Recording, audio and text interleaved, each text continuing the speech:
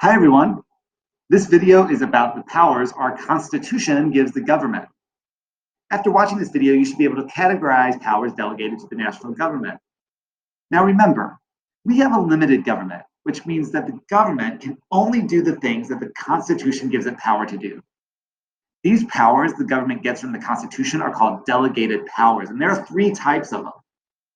They are express powers, implied powers, and inherent powers.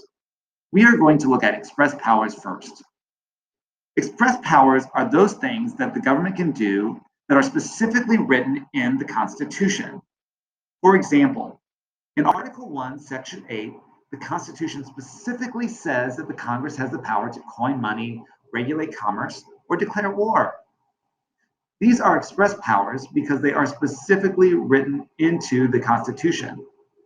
There are also implied powers in the Constitution. These are powers that are not specifically written out like the express powers, but the express powers do strongly suggest that the government has these implied powers anyway. For example, in Article 2, Section 2, the Constitution makes the President the Commander-in-Chief of the Army and Navy. The President's power as Commander-in-Chief is an express power, but the President is also Commander-in-Chief of the Air Force. The Constitution doesn't mention the Air Force. It would be weird if it did mention the Air Force. The Constitution was written in the 1780s. Why would it mention the Air Force?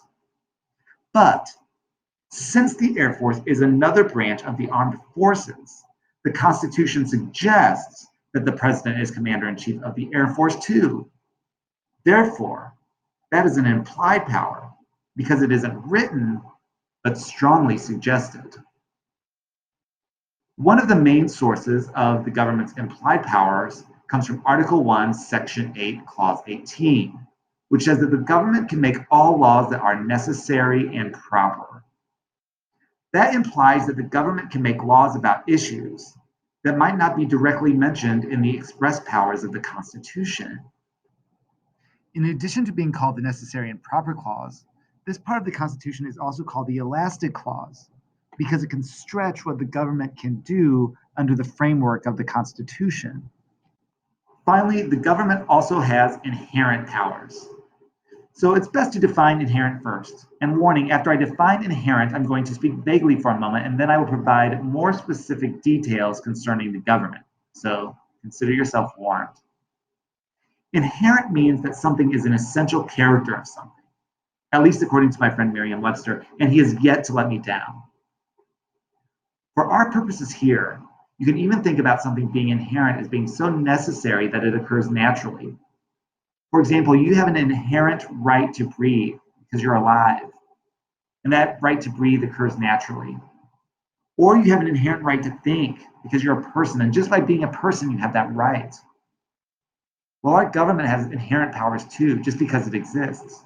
Those inherent powers do not necessarily have to be written in the Constitution, but our government has those powers because it's a government. And all governments have those powers.